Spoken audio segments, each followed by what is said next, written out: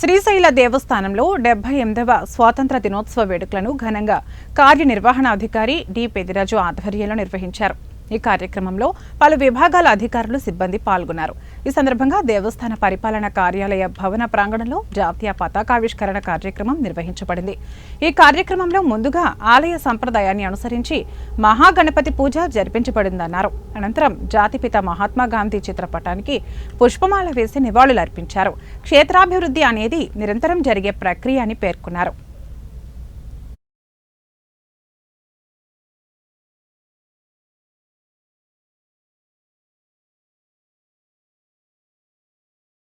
देवता प्रीत्यर्थो ओम शिव शुंभराज्ञया प्रवर्तमानस्य आद्य ब्रह्मणः द्वितीयवराध्ये श्वेतवराहकल्पे